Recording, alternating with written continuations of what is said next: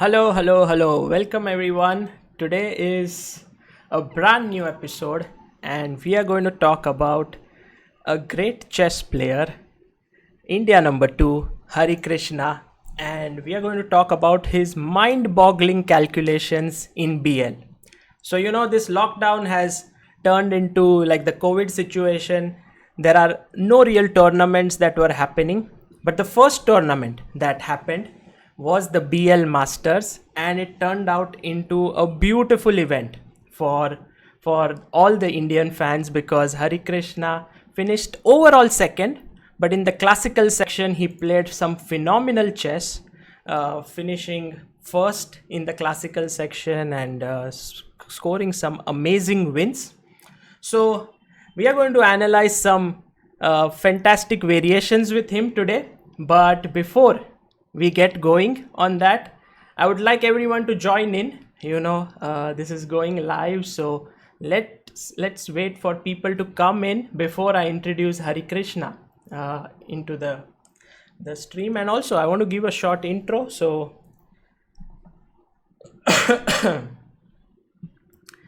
Okay, so while you all are joining in, I would just like to speak a few words about our guest today. First of all, what we are going to do today is going to talk about this very nice thumbnail which we have made, Hari Krishna's mind-boggling calculations in BL. And you can see that Hari is standing with in the BL city, the beautiful city of BL in the background, and with the Swiss flag behind him. So that's our thumbnail for today. And this is Hari playing in BL, and he played a classy event, but also you see there is a glass pane. So actually there were a lot of things that were taken care of during that event because it was the first one after the COVID situation. And so it was not the easiest to play there, but I think the players managed and it was a very successful event. And this is Hari Krishna's result. If you look at it, he is number 2 in the tournament on overall standings, but just half a point behind Wojtaszek. But if you look at the classical tournament, which is over here, you will see that he has scored 6.5 points more than Wojtaszek, and also he performed beautifully there. So, and he also pumped up his rating. That's the reason, and he's now back to India number 2. As you can see here, his rating is now 2732, and he gained 13 ELO points. So world number 20, and I'm sure he's going to keep moving forward. Just to give you an idea of what a great player Hari Krishna is, this is one of the pictures I found. This is Hari Krishna playing for India, I think at a World Youth event, and next to him, if I'm not mistaken, maybe Hari can later correct me, I think it's David Navara next to him. And Hari has been winning so many medals and so many achievements since so many years. Here's a bit of an intro for you guys. Hari was the Commonwealth champion in 2001. So if you think about it, he was just 15 years old when he became Commonwealth champion. He was World Junior Champion in 2004, which is he was 19. He was Asian Individual Champion when he was in 2011. He won Tata Steel Group B, Biel Masters, represented India at 7 chess Olympiads, won bronze at the World Team Chess Championship. At the Asian team, Hari Krishna won silver medal twice, individual bronze once, and in February 2013 he crossed 2700, and in November 2016 he was in the top 10 players in the world with a FIDE rating of 2768. Guys, 2768, this is insane. Yeah, he is one of the best, not just in India but all across the world. Some phenomenal achievements there. And here's another picture of Hari playing at the World Youth Olympiad, I think this one. So playing for India since a long time. And also this is Magnus Carlsen. He's facing Magnus, and Hari has beaten Magnus in 2005. So that was a nice game. And recently, when the lockdown began, began, Hari has indulged himself in charity. He played a charity simul at chess.com, and he helped to raise a lot of funds. Also, you see, when Coach RB Ramesh was raising funds through to donate for COVID relief, he contributed 2 lakh rupees to that initiative. So not only a champion on the board but also off it. You can see a very nice picture of Hari. I like this very much, with the Isle of Man trophies, and very nice. And this is my favorite picture of him, but I think it's a long time ago, taken by Fred Lucas, and a nice mustache there. So I think, guys, you have a fair idea of whom we are going to invite here. And without any further ado, let's try and get Harikrishna on the stream. Hari, welcome. Hi, Sagar. Thanks for the introduction. And yeah, you missed the Asian Games gold and bronze, but but it was team event, so with Humpy and Sashi. That was one of the great moments for chess, since India, like Humpy, won the first gold medal, and it's not just in chess but also for whole country. But yeah, I don't know how you got all those pictures, and yes, it is David Navarro, whom you showed from 97, I believe, and the other one was from Youth Olympiad. That's true. It was very difficult, Hari, to cover everything in 5 minutes because you have achieved so much. So, we are going to talk about your BL victory. We are going to talk about everything. But before we go there, I have always known you as a thorough gentleman. I think the entire chess world has known you as that, and you have been a great performer. And hence, yesterday, when you made a certain statement in one of the streams of, I think, with Surya Ganguly, I think the chess fans were agitated, and I think what you said, I have put it here, which is, I can say that it's nice to see chess content rather than some useless and brainless content going on in the name of chess. I believe that it will be great fun for a while, and I'm sure that the same audience who came to watch such channels usually will go when they find another brainless topic. And so, I thought before going into chess and before we start analyzing, if you could clarify because I think a lot of people wanted to know what you meant by this. So yeah, let's go one by one, because I think it's nice that you put the my quote there on top, because you can I don't know if anyone can find any one particular name or player or any person in that my quote, because I'm not sure if all those people who are commenting has seen my video, and if they didn't, so this is what I said.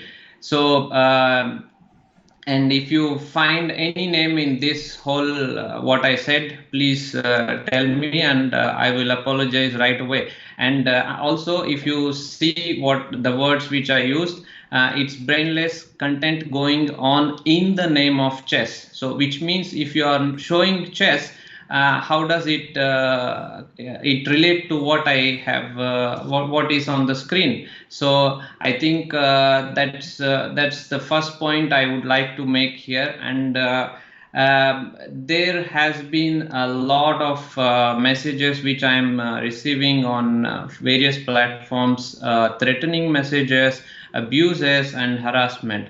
And okay, they hate me. I don't mind. I mean, I don't hate any of the people who hate me. And this is the first point, because if they say they are chess fans, chess lovers, we are part of family. So that is the first thing I want to clarify. So when I see various it started that I think few people just changed what I mean. I don't know how many actually saw the video and what is written on the screen, and somehow they started assuming various things. And well, no one asked my clarification, or if it is too broad, they should at least wait for me to say something, or say, is it about this person or that person? It is too broad, and I don't have a problem, because actually, even this clarification which I am giving, it's because I don't want them to waste their time in hating me, because by hating me, they are not going to improve in chess, and they are not going to get anything out of it. Simply, if you want, if the time and energy which you are wasting in writing all kinds of things, you just focus on chess. Or if you like entertainment, you can also, I mean, whatever you like it, but just don't waste on me. So now there are certain points which I will address. If I mean, if someone can, I mean, all those people, all the people who found that I address to any particular person from this, please prove me wrong. And like I said, and now elitism, which is one thing which they started with hashtags and various things. So now, if I am a believer of such a thing, and since you are the host, I don't want you to vouch for me, because that's not fair. But I came to at various channels, and I talk about chess, and I give my time to it, and not expecting anything in return, because so why am I doing this? Because the people who are watching, obviously, are not my friends, or they are not just 2500 or some grandmasters only. And the reason why I do it, because I don't have time to interact with my fans and other chess lovers and chess fans. And that is the reason why, when I get an opportunity to address uh, after an event, or like streams or various channels, I gladly come, and I explain to it. So I think that explains already if I am promoting elitism or not, because I have the point is, there are some things which are a little bit strange. Like, you first assume something, then you make a controversy out of something, then you ask the person to clarify. And that's not very fair, and I am only clarifying because I don't want them to waste their time. And I because I also spoke that mental health is quite important. And if people are hating someone, because, okay, if you don't like me, it's totally fine. And you don't have to like every person. It's okay. So, and yeah, this is about elitism. And I think, if you ask, you can bring any chess player, and if you say that I have done anything, belittle him, like you are not worthy, you are stupid, or whatever, and then I will apologize. You like any of these people who have written to me personally, or all this wrath which they are doing. And I can tell you from the fact that I think at least 80% of the people did not see the video. And if they see at least this comment, I hope they understand what I'm trying to explain. And if they are introduced to chess, and they are enjoying the chess streams, and they are playing chess, excellent. And why would I have any problem with that?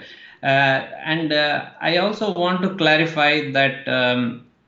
Like, this is about elitism. I think this is fair enough for the audience, and if not, I can talk more. But the thing is, I have a few commitments to various things in the next week, but I don't want to use that in this stream to explain some things, because I'm going to do a lesson for specially able people. But I feel really sorry to bring uh,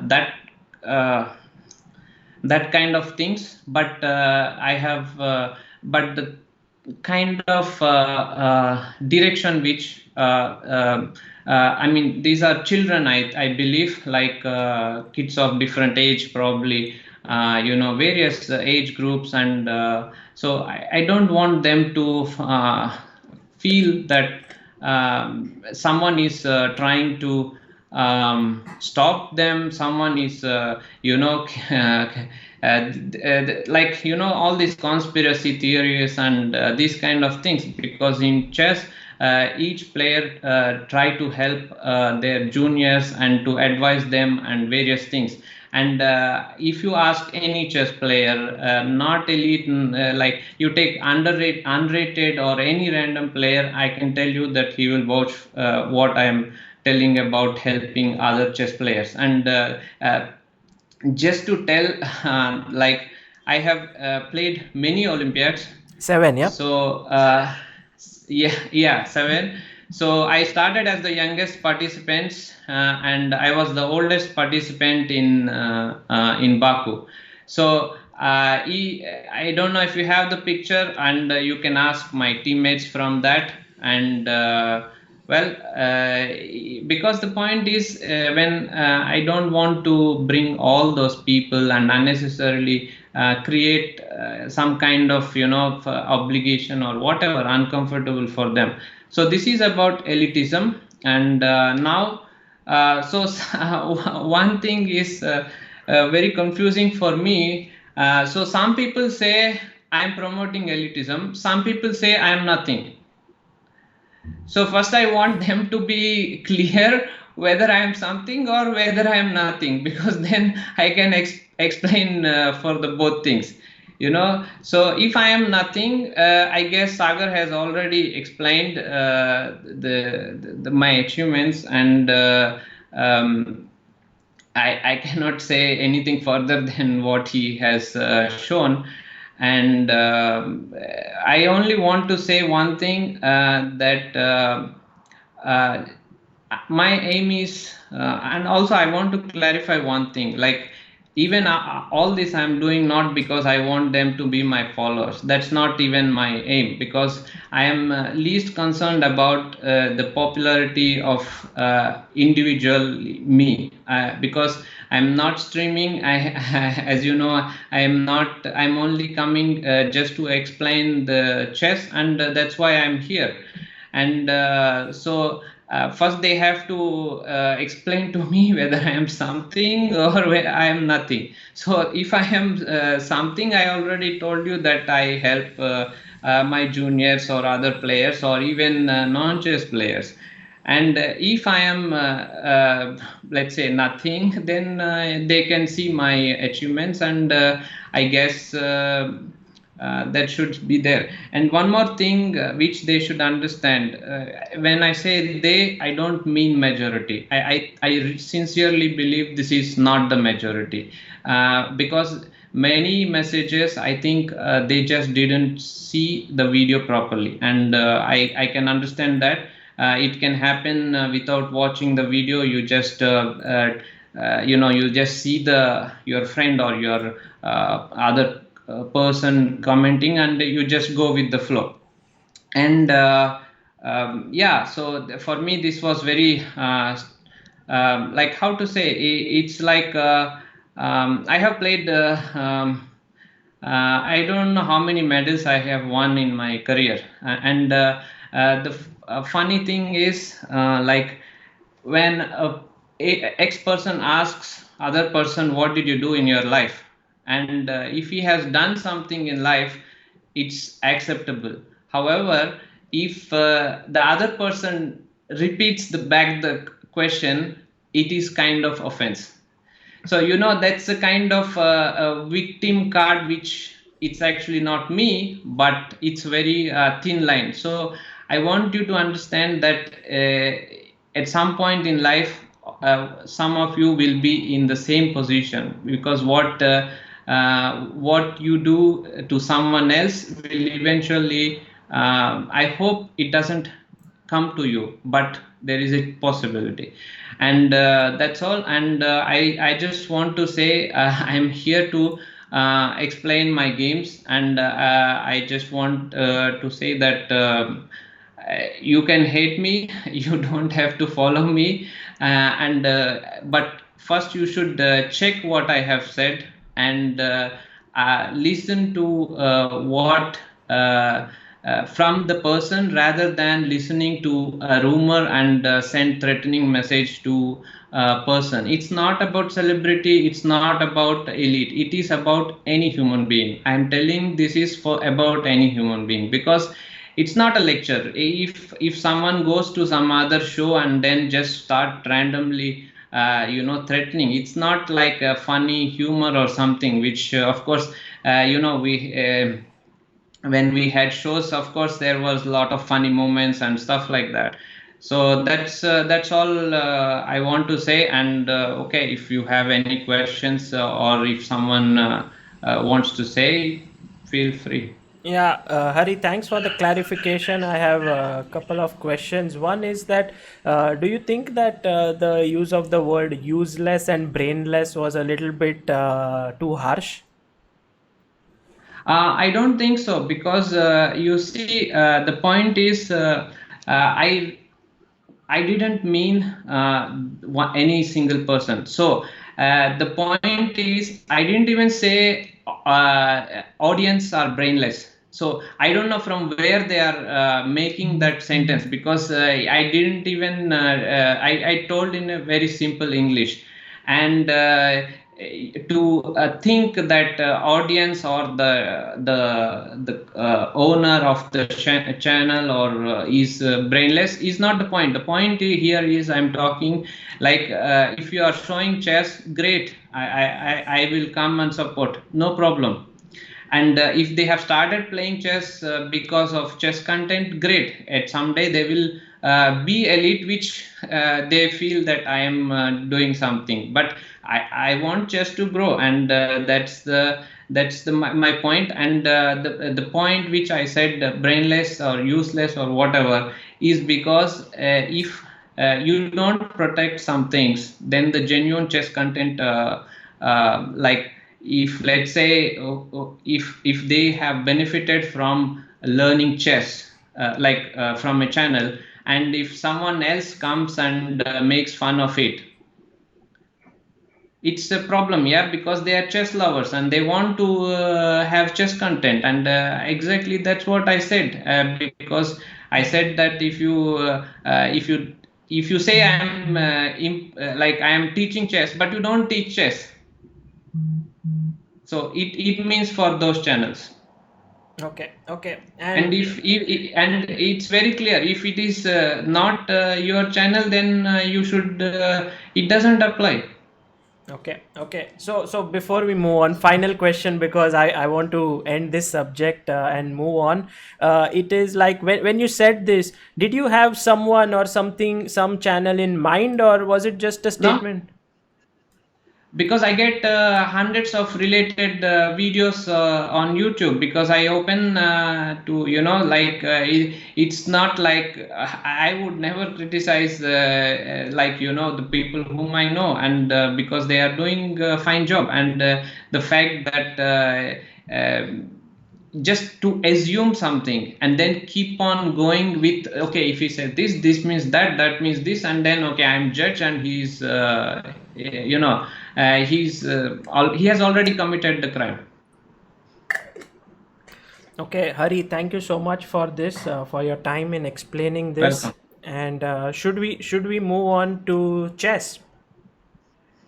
I'm waiting because I think majority of your audience are waiting too, and yeah, let's go. Okay, okay. So this is we are going to look at only one game. Usually when Hari plays well in a tournament, it's like he's won 4 games. I like to take out important moments from each of the game and discuss with him on that. But one game of Harikrishna which was simply phenomenal in the BLGM tournament was round number 7, in which he played against Anton Guyaro.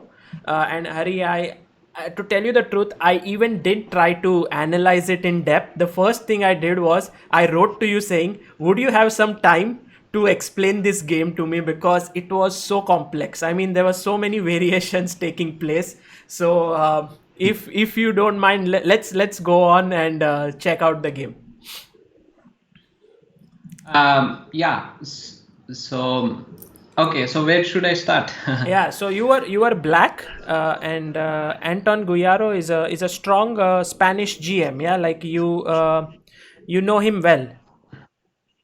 Yes, he's actually he plays for the same team as I do in Czech Republic. Okay, and what we saw is Meran, Semislav, Yeah. and you had already won a game with the white pieces in the tournament against Meran, against Vincent. Actually, I won not in Meran, but how do you call this? Slav against Radek also from Black Yes, Pieces. yes, I yes. don't know. I don't know how it is called, but also, yeah, I had like three wins in semi-Slav or Slav, Meran and Slav, Slav opening. So yeah, Anton plays a lot of variations. Like. He can play anything, and also you have to understand that we played Fisher Random, Rapid, and two Blitz. So already three games we played each other, and therefore I don't know what to expect from him. Yeah, and so we go into sort of the main line, which is kind of a Okay. positional system, because here often we think that black is going to break with c5 or white is going to somehow get in e4, but I think both players are just waiting, trying to pounce at the right moment, developing their pieces, and finally you strike right now in the center with the move c5. Yeah, so until this, it is actually theory. So even c takes d5 has been played, e takes d5. And yeah, actually, this is, I have to thank Samuel Shankland for, he made a course on Chessable on Semislav, and I was like, okay, let me check this out. And Okay. uh, that's where I thought of playing this Meran for the last two classical games. This is very interesting what you say. I mean, a player of your caliber, do you study the books and the material that is out there? Because many times we think like, okay, this material is made. I mean, it's not going to be useful for you. It's made for weaker players. But do you consume those information? There's so many books, DVDs happening. Actually, there is no such thing like this is useful for weaker or stronger.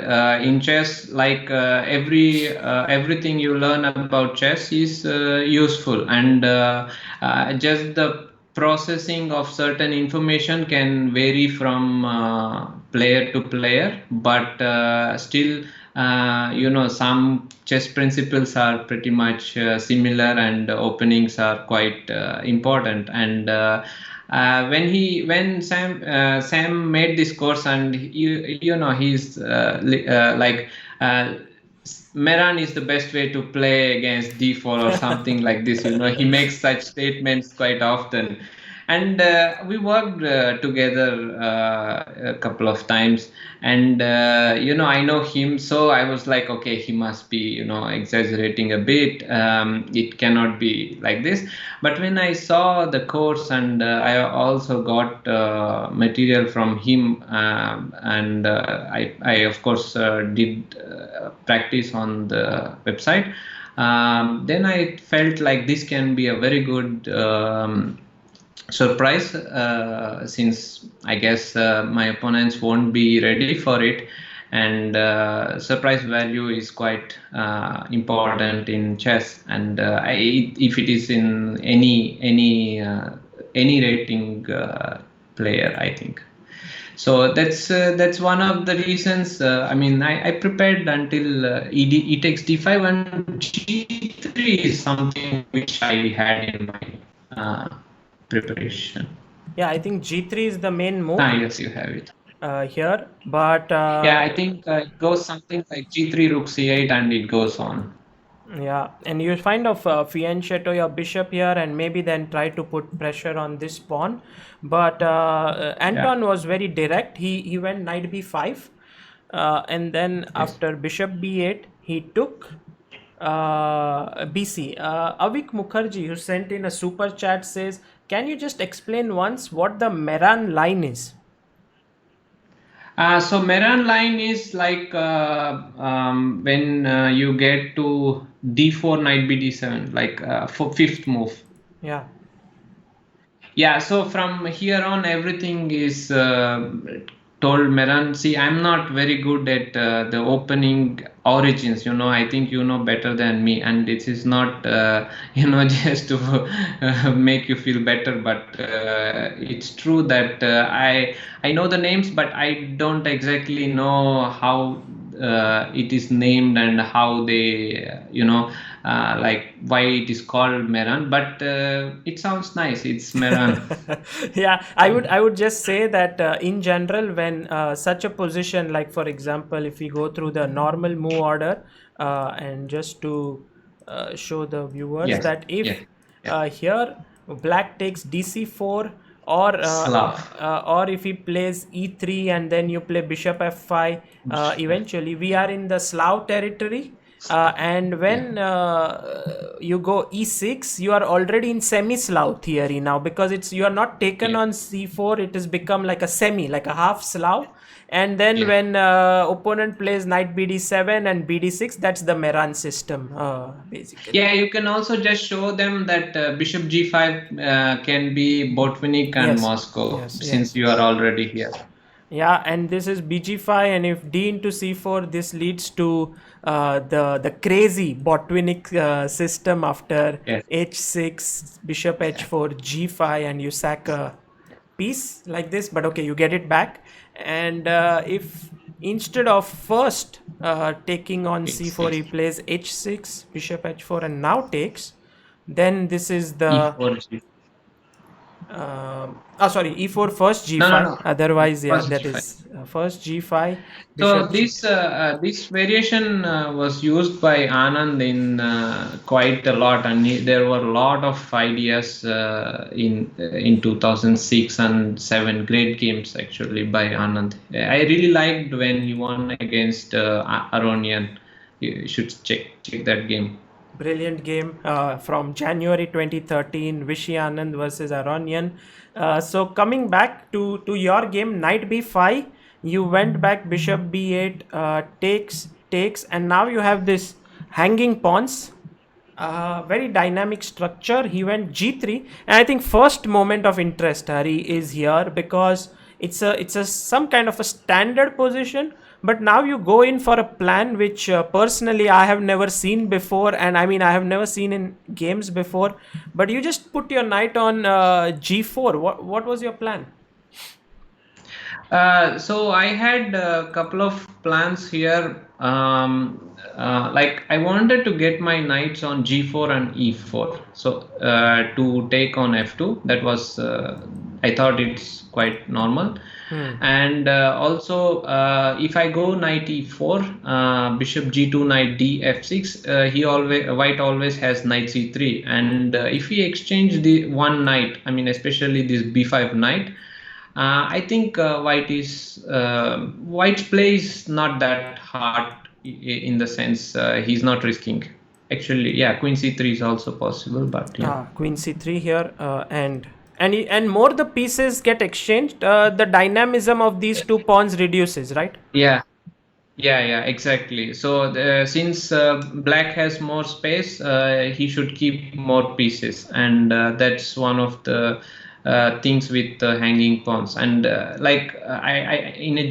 a general level, of course, you shouldn't black shouldn't exchange too many pieces. Yeah, absolutely. Okay, so knight g4 and uh, bishop g2. What if he would have played h3? Do you think it somehow weakens his position a bit? Yeah, so after h3, I was gonna play knight g e5. The point is after knight e5, knight takes e5, and bishop g2, d4. And you're looking at this soft f3 square Yeah, now. yeah. So of course, if he plays e4, black is doing very well. But if not, there is always knight f3 check. Like he takes d4, for example. I have two options. One is to take bishop g2, Yeah. king g2. Yeah, just now I noticed that after queen b7 you have queen e4. Okay. Yeah, and you cannot take advantage of Yeah, this yeah, I square. cannot take. But yeah, this was the plan. I mean, to play d4 and to open up this whole thing. Maybe here Um, this should work. No? Oh, it Now doesn't bishop work f3 because because king g2 is there. I think I have to include a6 in between. I think that's what I have to do. yeah, a6 and maybe then knight c3 and then Yeah, and look then for d4 yeah. here. Yeah. Okay. So So also, when once the h3 is played, always black has h5 and h4. So that is what the reason why white will be not so interested in playing this. Of course, after moving the knight. yeah, absolutely. So like for example, let's say knight e5, but even if you go Yes. here, then Yes. later on this moves can be slightly Yeah. dangerous. G3 F2 is slightly not weak, but it can be attacked later on. Yeah. Okay. So bishop g2, he went. Yes. You Knight. went, and Yes. now you're looking at this square very seriously. Yeah. And So H3 knight F2. That's the first thing. this reminds of that famous Fischer game where he took on f2 and then now this is hanging and yeah, this Okay, Sagar, I'm not very good at the classical games, but I just calculate. Yeah, of course. I mean, I know, but somehow there was this game of Fischer where he took on f2 and played this. But here, of course, Hari saw it very quickly that once these two pawns fall, like let's say he goes back and takes, I guess with the bishop here, Yeah, bishop C3. and it's already a lot of compensation. Yeah. I think even black is winning the third pawn, but okay, even if he doesn't win, white's position is quite weak. Correct. Okay, so he went back knight c3 because he wants to stop knight e4 now coming in and to attack here. Yeah. And this is where you introduce another interesting move in the position. Was this the next move that you played h5 here, the first move that came to your mind, or you were thinking of something else? No, I was thinking like, what is White's idea here? Because he cannot play knight a4 because of knight e4.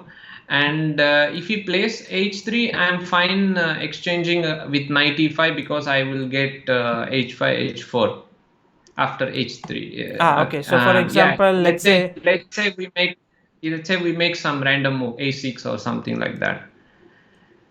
So h3 knight e5, and I'm quite happy with this because yeah, h5 h4, and I didn't see what is white's next move, and I was trying to figure that out, and I thought I had really nice position, and I said, okay, finally he will white will play h3, so let me go h5 just to be ready for h4. Yeah. Okay. So you played h5 here, and he went for a surprising move, bishop a3. But okay, it seems logical. He Yeah. wants to put pressure here. Actually, I didn't calculate that move seriously. Probably I should have, because after bishop a3, knight a4, he's taking the pawn. Yeah. But yeah, from here on I calculated well, so more or less it was necessary. Yeah, you saw first queen c7.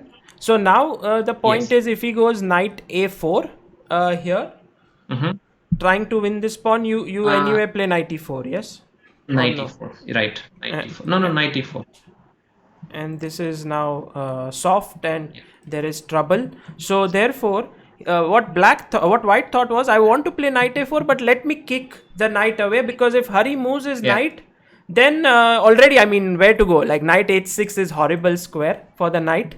Yes. So How much time did you spend here, or was it on the previous move here before playing queen c7? Did you spend a lot of time? I think I spent on both the moves because at both times I faced some different issues. Like in the sense, of course, you cannot calculate everything. But with queen c7, I saw that white cannot play knight b5, knight a4, and other things. But once h3 is played, actually I didn't expect that he would go for h3 because I thought d4 is very strong simply. And then I decided to, recheck once again if I'm missing something. Okay, so this is the moment you have pushed your pawn to d4, and now in the game your opponent actually took the knight, so we'll come to it later. But let's say if white Yeah. takes on d4, how do you calculate? Because there are three moves to look at. There is this capture, there is this cd, there is bishop f3 coming. How should we calculate here? I think the this bishop f3 and c takes d4 should be first because rook e1 it gives this knight e1 option in the sense like it is independent variation. I mean, although knight e1 maybe here is not good because of bishop g2 or bishop g2, and king g2 is not possible because of knight e3. Oh, 93, what a strike. And queen I mean, it is possible, but I think I would happily play this queen e3 or something like that. I'm not sure actually because you can play bishop c5, but I really liked this. Also, c takes d4 simply is good in the other line. No. I mean, instead of knight e3 check, c takes d4. Ah, okay. This is already pretty good. Yeah, because h takes g4, then you can either take h4 or knight g4 because still. Oh, I forgot that queen is protected with knight on e1. Yeah, but that doesn't affect, because he can move his knight. Like let's say where to go? That is the question. Like knight a4 or knight b5 maybe. Then I have queen b7. Yeah, exactly. Queen b7 is here and knight a4. Then still you can play always queen b7. Still queen b7, knight e5 is pretty good. Absolutely, yes. And I think black is doing really well. So basically taking on e1 doesn't cross the mind first because knight e1 is an independent move. So you first maybe look at bishop f3, right? Because you can win a piece if after taking here cd there is pressure down here. Yes. Can we go a little bit back because I forgot to tell one thing which I saw. Yeah. So here actually my original idea was to take knight e3, like one of the ideas which I saw. Rook e3, rook takes e3. Okay. Rook takes e3, f takes e3, and d4. Not g3. No, d4. So e takes d4 is bad. Okay, I think many ways, but simply c takes d4 is good enough. Why? I mean, because I can take bishop g2. Bishop g2, take, then queen g3. Yeah, then queen g3. Okay, now too many things, and also c3 knight is hanging, unlike if the pawn is on e3. Yeah, and something like king f1 you can already take here. Yeah, and he can never come in between because c3 and just knight g4 or something will come at some point. Yeah. But the problem with this variation is that he goes knight e2, which I realized that it was his idea. Yeah, f takes e3, d4, knight e2. Right. And this was the problem. And now he has queen c5, and somehow I have to exchange pieces quickly. And your piece g3 down. is protected. Yeah, exactly. And g3 is protected, and I don't have any attack here. Yeah. So that's the reason d4 is necessary. Wow. So d4 and ed, we were looking at this, and now bishop takes f3. Yeah. And how does it continue? Because if you take on f3 now. Yes, and just c takes d4. I mean rook e1, c Yeah, takes yeah. d4. Sorry. Take and ct4. And I think Yeah. this is better for black because Black. Yeah, even I if he think so. takes H here, takes. you can take back Yeah, and H attack takes the bishop. d4, and yeah, just pawn up. Yeah, completely better. So after bishop f3, maybe he can interpose a check here. Yes, yes, definitely. Rook e8, and bishop f3. Yeah, now once again, this knight e3 move. Like I keep on saying this move, but it's really tempting. Yeah. Of course, it's a fork, and after taking here, Rook uh, e3. oh, rook e3. And the point is that all these pieces which are unprotected somehow start hanging, in this position. Yeah. So yeah, this is the point. Like if he moves the bishop, then c takes d4 is one threat. Also, queen g3 is another threat. I mean, it's just too many things for white to defend here. But Hari, tell us, in the game when you're thinking like this, do you think so generically, like, oh, there are so many threats happening in this position, or you are like more precise? If bishop g2 he goes, I'm going to take cd4, or I'm going to take queen g3. How does the thought process work generally?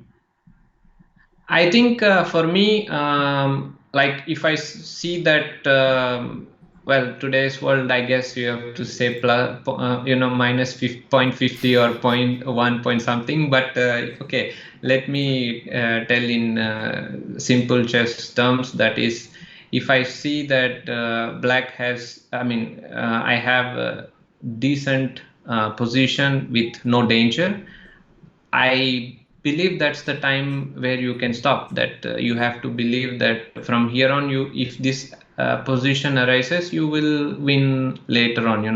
You really cannot calculate until the end where you will get to a level where you become a piece up or material up. So sometimes you just have to estimate that okay, this position I am doing very well and easy play for me, and that's enough. To conclude that particular variation, because you have so many things to calculate and you have limited time. You really cannot spend all your time on one particular variation, and if let's say if that doesn't come in your game, so you lose like 30 minutes. Yeah, sure. So that's how efficient calculation works. Sometimes you calculate all the way deeply, sometimes you play on your feel.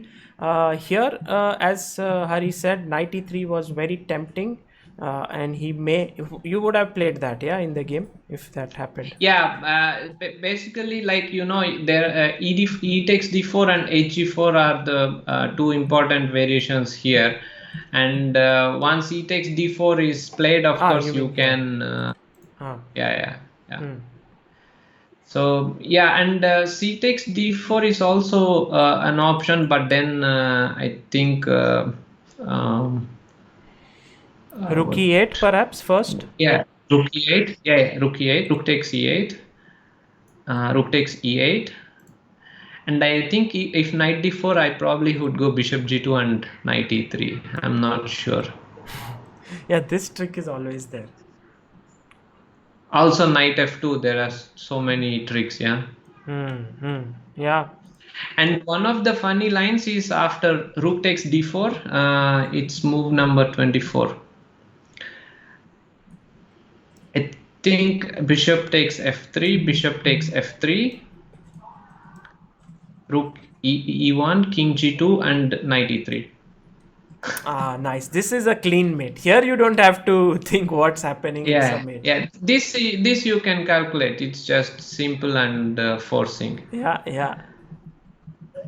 So all kinds of tricks were there, but I think he had some way to be fine. I don't remember exactly which way. You know Maybe. the thing is, Hari, if he navigates the tricks, he gets a fine position, but if your tricks work, he gets mated. So Yeah. that's So that, stressful.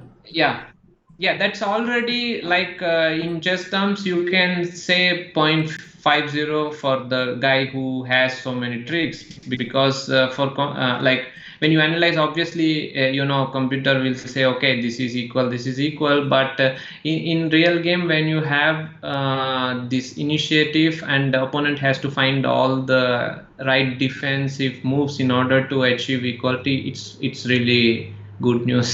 Yeah. Especially from black. Absolutely. And just to finish this off, I mean, rook e1, he cannot take with the rook because after cd4 he will lose a piece. I mean, he may not lose a piece because No, g4 is yeah, hanging, yeah, but this looks good, no? yeah. This is also good because h takes g4. I can think of even playing queen c3. I'm not sure, queen c3, d c3, c2, and I mean it's just too active. Yeah, yeah. You're moving in. And so he should take here with the knight, and maybe this position is not Yeah. something you would want to go into, yeah? Yeah, probably not. But okay, here also there is bishop g2, and I mean Yeah. it's quite interesting to calculate. But okay, I don't want to start thinking now Yeah, sure, to sure. tell Yeah, no. what's the winning stuff. Yeah. No, absolutely. But in game, yes, I will surely calculate this variation. This one, and now you would look at the options with queen h3 or queen Yeah, e3 and yeah, go on yeah. that. Queen h3 and queen e3. Yes. Okay, so in the game, he took on g4, and you are like, okay, I don't mind. I'm going to attack this, and I'm going to take another pawn here and attack two knights. But did you consider like taking here? Yeah, I did actually. G takes h5, queen a5, and queen c1. I misjudged this position that white is doing not so bad. But in fact, I think it's really bad because this bishop on a3 is not doing anything. I mean, there are some moves like h6 or something, but yeah, it's really bad position for white. So actually, d into c3 would have been a stronger Is move better. here. Yeah. Yeah, yeah, yeah. DC3 and HG4 both I considered, and yeah, here I made the mistake of not taking D takes C3.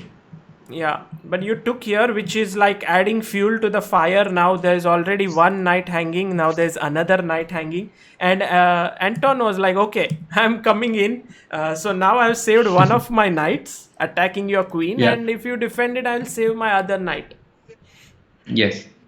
And Uh, Yeah, so after knight b5, actually, I have seen various sequences. I mean, I don't, certainly didn't see until the end of the variation or something like that. But I just saw something which black is, where I consider that black is doing very well, and I just went for that. That's queen a5. okay. He has to protect now, like he cannot move the knight on b5 because a3 bishop is hanging, and f3 bishop as f3 knight is as it is hanging. Yeah. So knight f d4. Did you consider this as his only option here? Knight takes d4, or because at one Yeah, point you can only capture one piece. Like for example, if he moves away the knight somewhere, I think you will regain yeah, the piece, but yes, like, but he has queen c5. You are right, he has, like, let's say bishop takes g2 yeah. or knight g2, I don't know which one. Yeah, queen b5, queen c5, maybe he should go for this. Hmm. Hmm. I'm not sure, but still, yeah, like queen c5, bishop c5, d3. It goes on actually. Yeah. Yeah. The pawn looks pretty safe there, and Yeah, okay. If I get knight e4 d2, it's very good. But yeah, I'm not sure. okay. So in the game, he took on d4 here, and his thought was, Yeah, I guess, pretty straightforward. That if here you b7 is hanging first of all, so you have to take,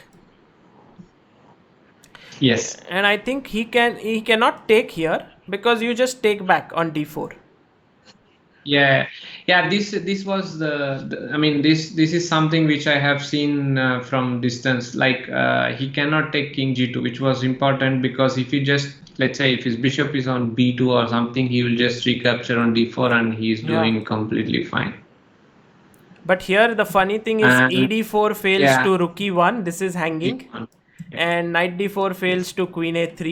So actually the pawn is taboo, and knight is hanging. Yeah, I can tell you, I can show you one nice trick here. Of course, it's completely irrelevant, Please, but please. knight takes d4, let's say rook takes d4. Is it necessary? Like you can't take this?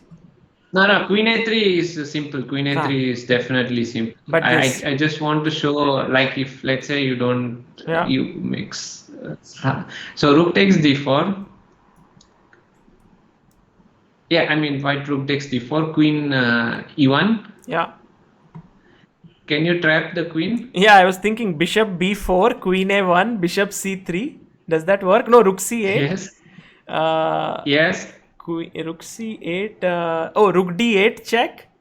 And no, you can also play Rook C4. yeah, rook c4. Okay, just simple. Yeah, don't need to sacrifice the rook. So Yeah. oh, beautiful line. Beautiful line. Yeah. Okay, this is irrelevant, but I just want to show for fun.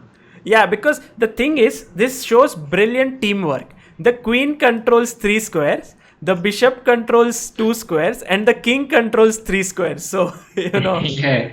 it's nice teamwork by white.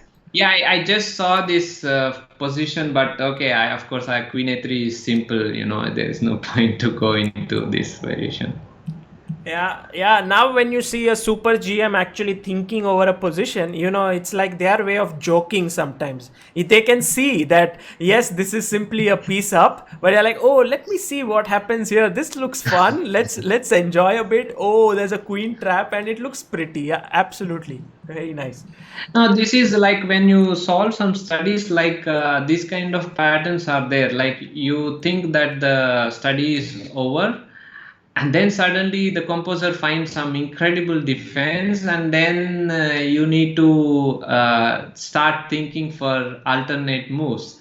And that's one of the reason why I keep getting such strange traps. It's because it's completely irrelevant in the game.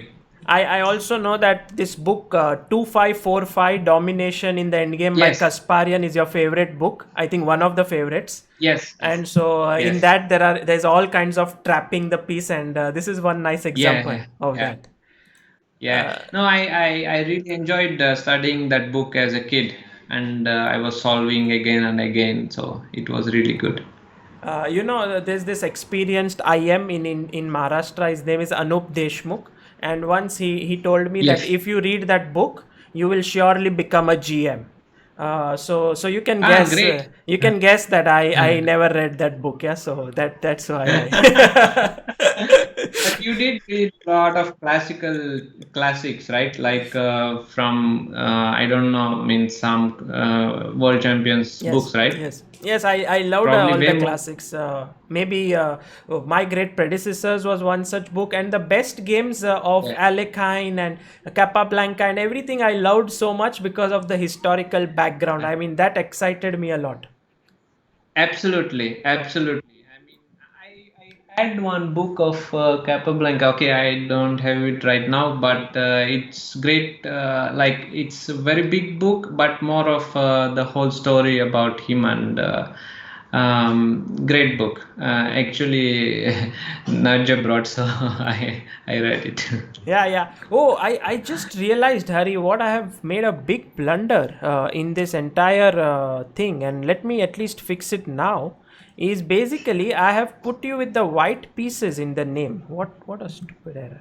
Oh yes. I am very sorry. I should have been more careful. No, it's fine. At least I can change it now because I was thinking what went wrong, and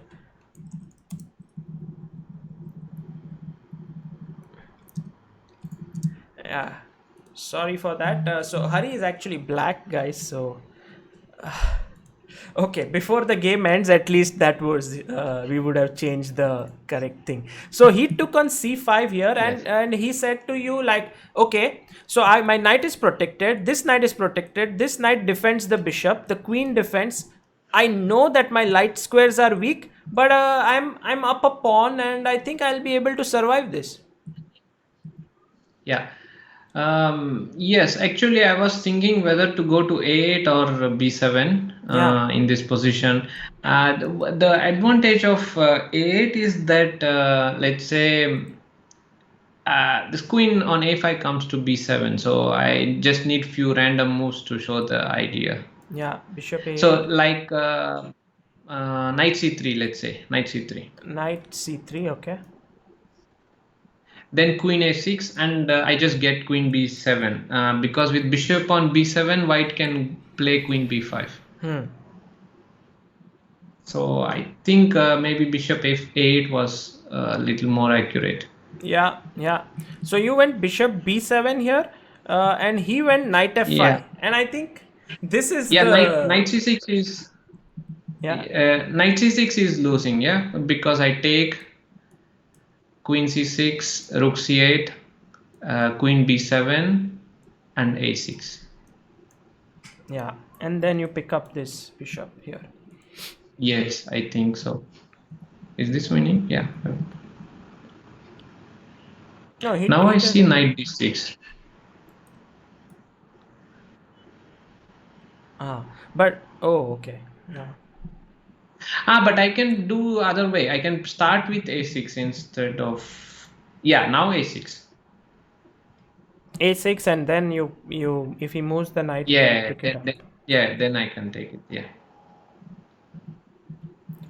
So he went knight f5, and when he made this move, did you see your next move, or you had already seen this, that this is losing? Yeah, knight f5. I saw that it is losing because if I don't see that it's losing, white is actually doing very well because knight d6 is coming, and also knight e7 at some point can come.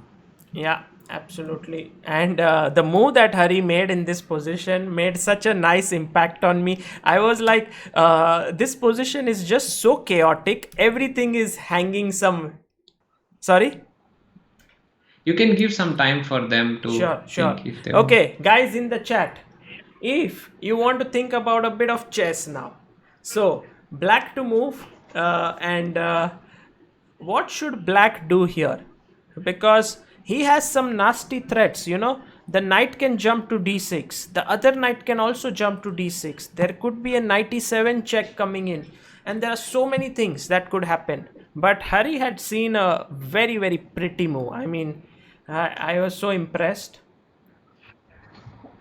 So yeah, I was really happy to make this move. I mean, because sometimes chess players get to play some moves which just like they stay as memories. For example, for Anand, this game against Levon, this all this stuff. yeah, Very strange move actually in my game here. yeah. Bharat says rook e5 here. I think Actually, that is one of the things which I did consider.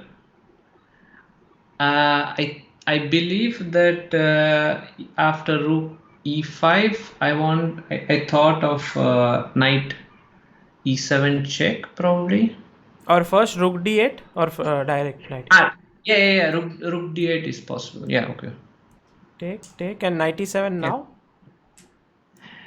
But now I see that no, probably rook e5 is also winning. Yeah, then.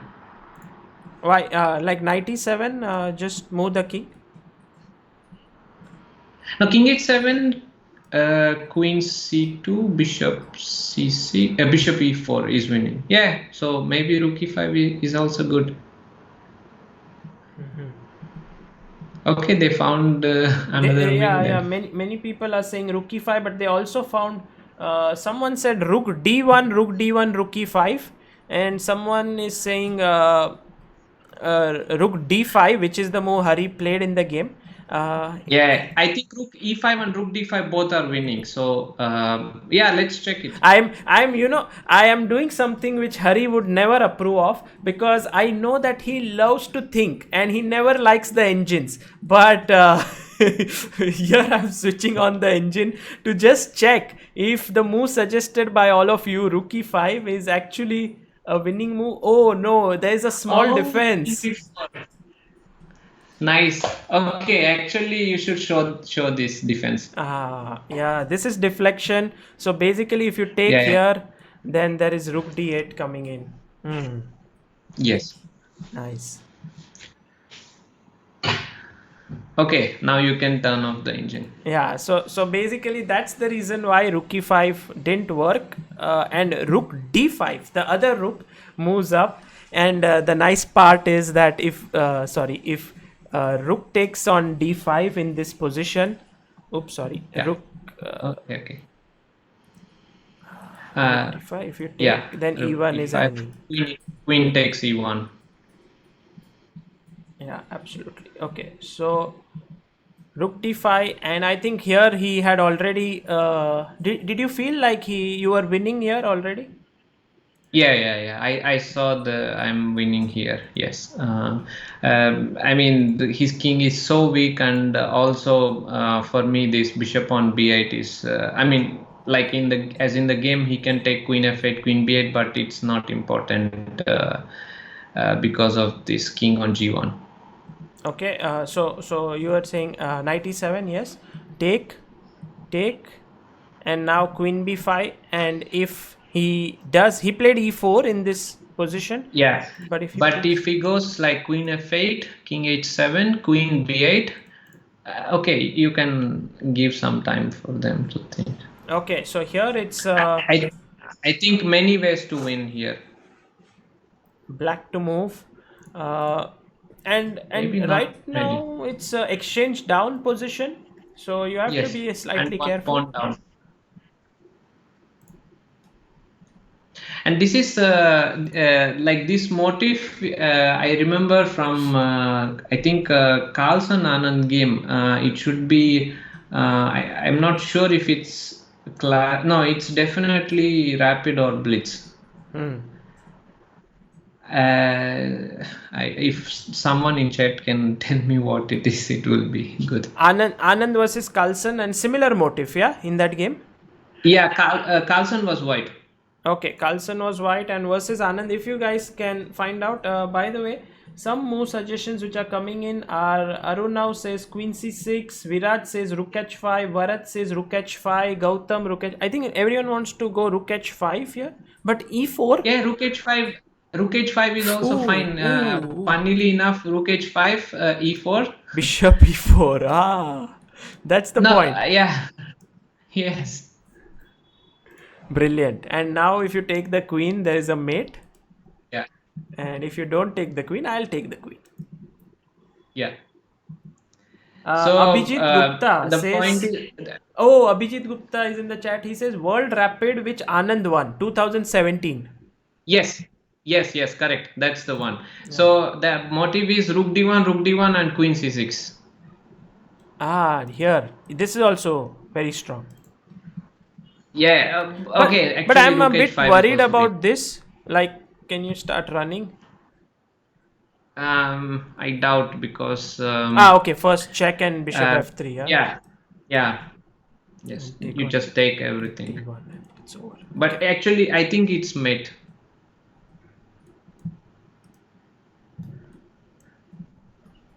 Yeah, it should be, but I think a piece up and should be winning. Yes. Yeah. So. But Rook H5 is also nice. Yeah. He went E4 and you took. Yes. Took bishop E4. Yes. And here the thing is that these light squares are so weak that even though the material count is okay right now for white, he is going to get checkmated, and this is something which is not easy to assess completely during the game. Yeah.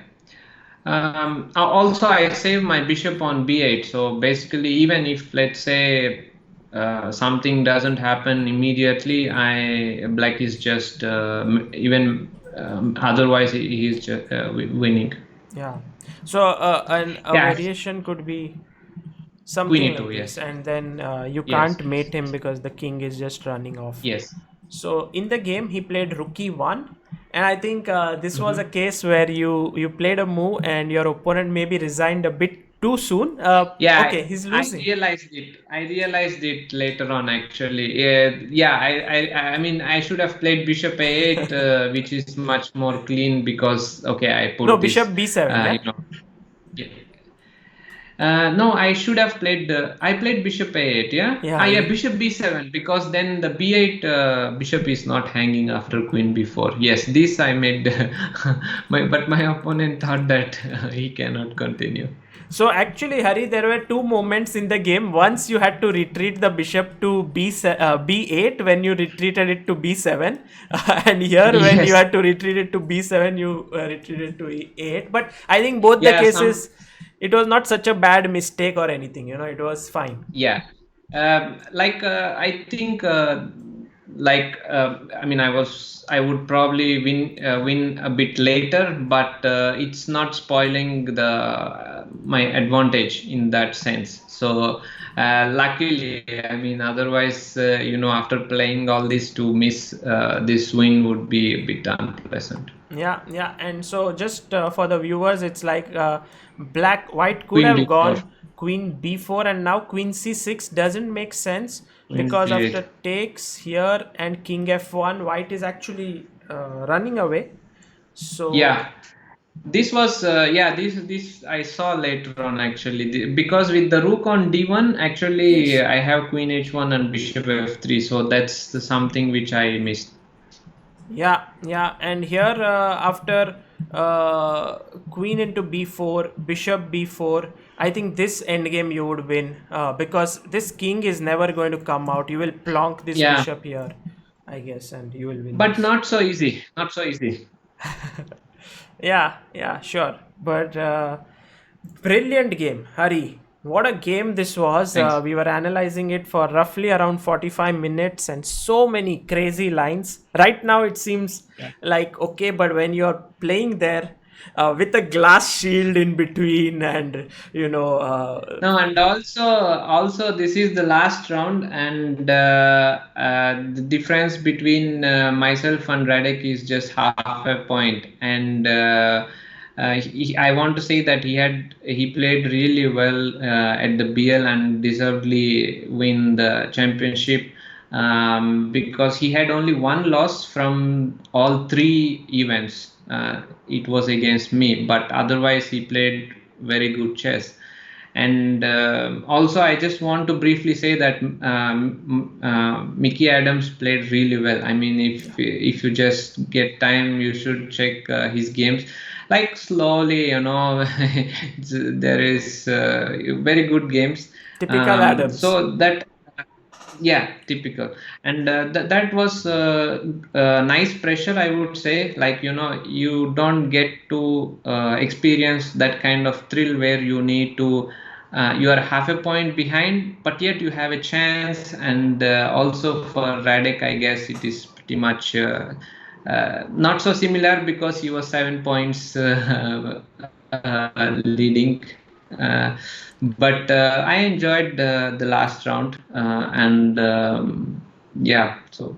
Yeah, and you played so well. And how does it feel to play a tournament after quite some time?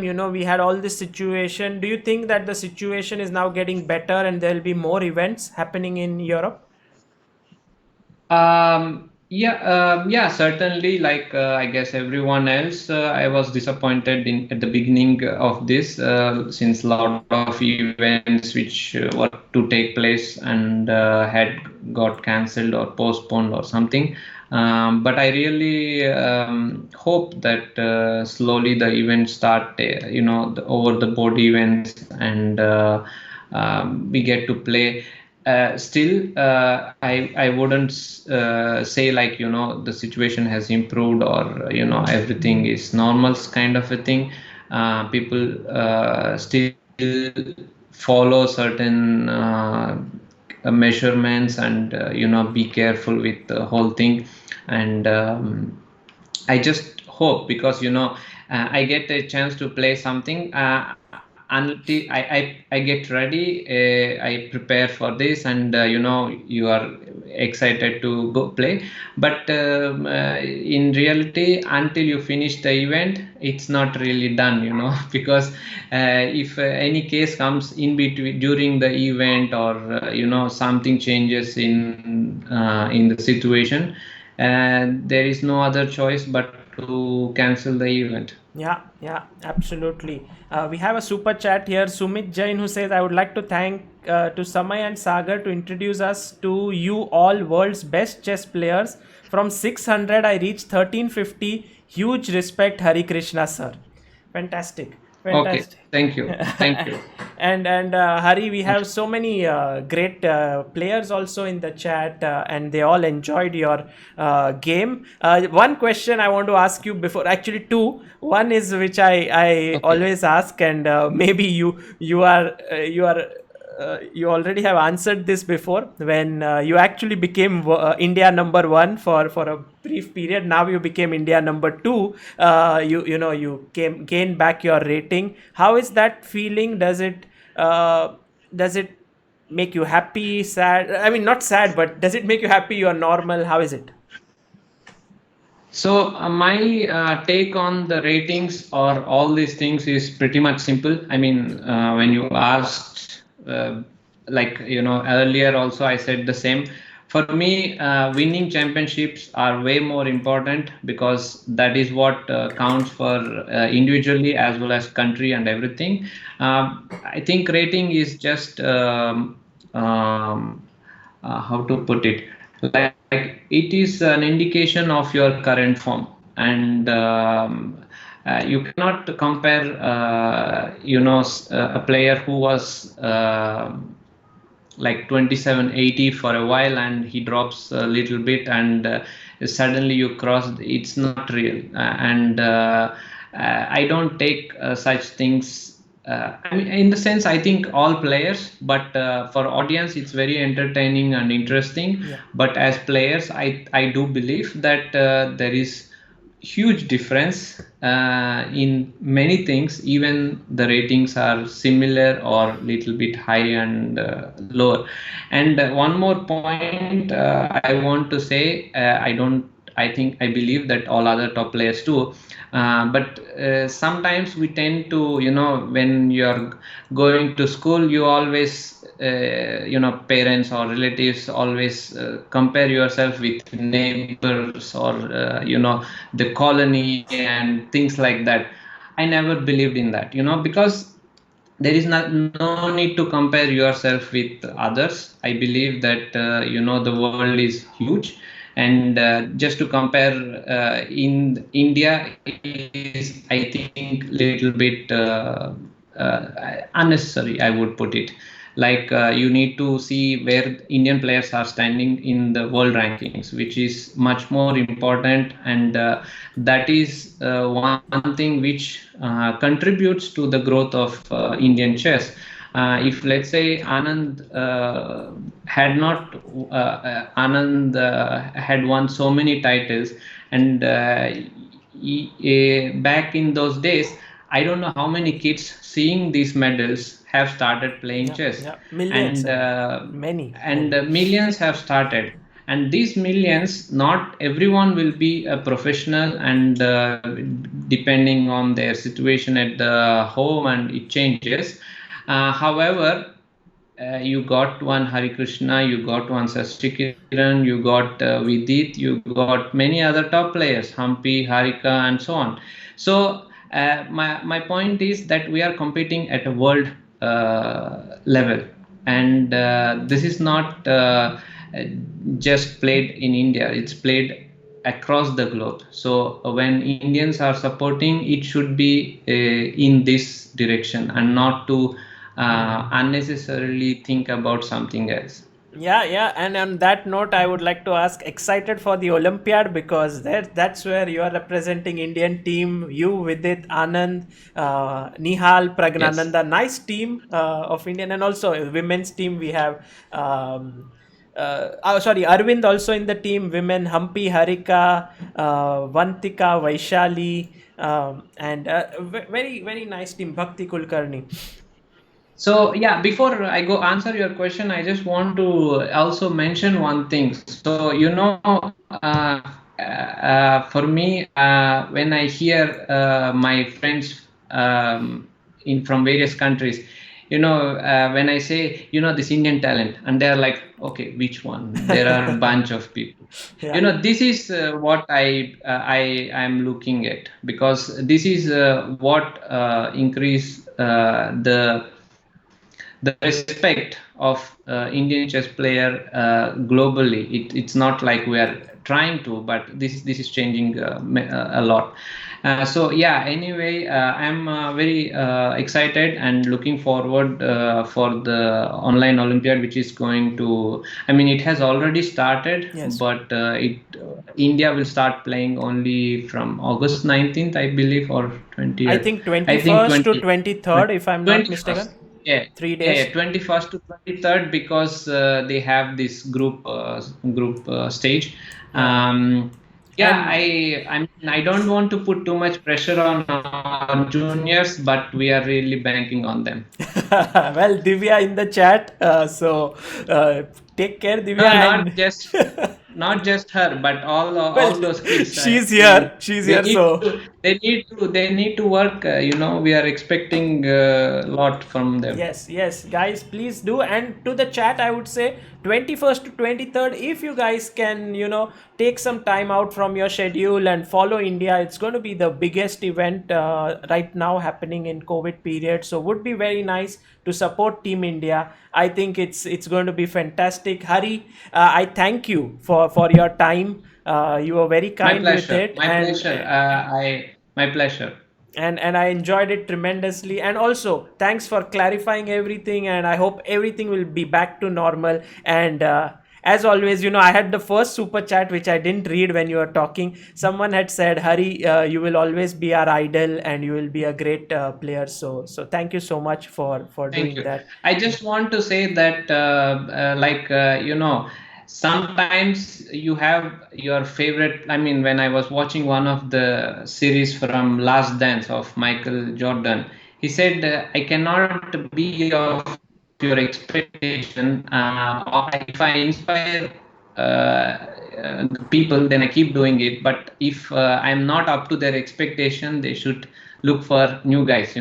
But there is don't waste your time. I the thing is, at some point this situation will finish, and you need to be ready in order to work and carry on with your life. And that's all I want to say. And stay in good health and be healthy. What a nice statement. Yeah, I'm going to think about it. If I'm not up to becoming your say role model, then find a new role model. Yeah, very nicely said. Yes, Thank. I really liked. I mean, he's not saying any damaging thing, but he is not fit for them. Yeah, tremendous. Thank you, Hari, and see you soon. Good luck. Thank you. Thanks a lot, Sagar. Bye.